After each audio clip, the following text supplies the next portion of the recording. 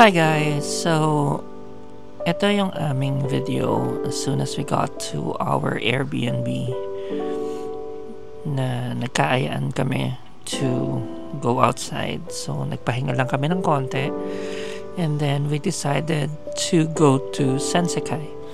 So, it's this famous place na merong tower and it was I think 1 or 2 stations away from where we were, pero syempre because kakadating mo lang sa isang bago na lugar like our Airbnb, so kailangan mong mag-adjust ng konti, find your way, mga stations and everything. So we got to Sensekai to see it at night kasi mas okay siyang tignan sa gabi, so you can see the lights. Pero as you can see, medyo late na kami ng konti, so marami na ring mga stalls na nagsasara. Parang puro pasugalan dito ah.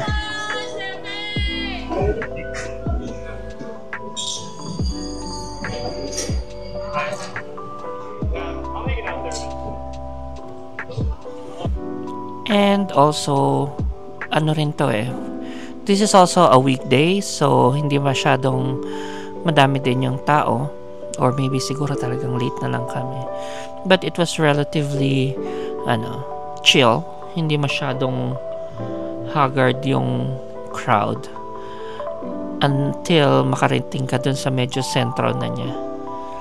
Ang goal din namin dito when we went here is so that we could have dinner or supper kasi we checked in at around 4. And syempre, konting merienda lang sa airport as you probably saw. And then, we'd like to go and eat somewhere na medyo Japanese feel na talaga. But in the meantime, we appreciated the area muna, syempre, before anything else. Would you mind taking it over there? Okay, everybody stand. Thank you. With the towel in the back, is that okay? That's Pro Shops. I like your hat, baby. I like your hat. I like it. America.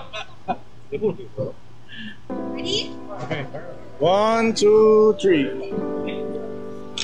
Well, ibaba may pamaitat ang bitis na. Okay. One more. 1, 2, 3. Okay. I love it. Thank you guys so much. Thank you.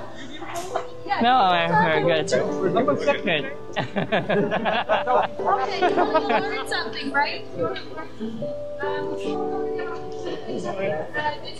Ayun.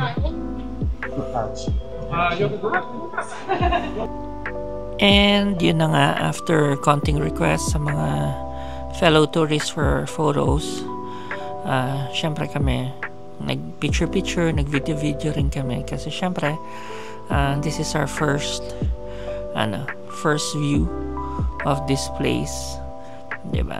Although I've been here, I mean, kadarating lang namin, we wanted to see the place. So, ito yung aming unang pinuntahan muna para at least meron naman kaming, achievement for that day.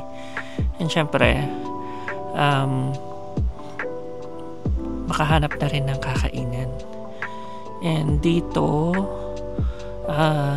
habang nag-iikot kami, we stumbled upon Kura. It's like a conveyor belt sushi.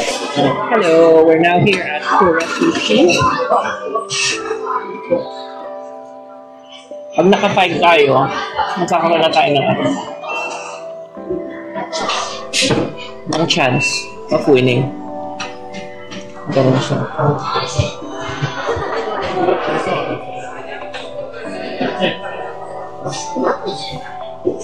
Ayan, so isa pa, nakatulong that this place opens up a little bit or closes a little bit later pala.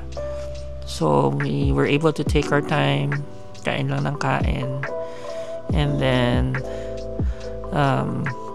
syempre meron yung game na itong mga to, lumabas yung mga inner gamblers nila which was fun, pero hindi kami nanalo, pero umuwi naman kaming busog. So there you go. Thanks for watching.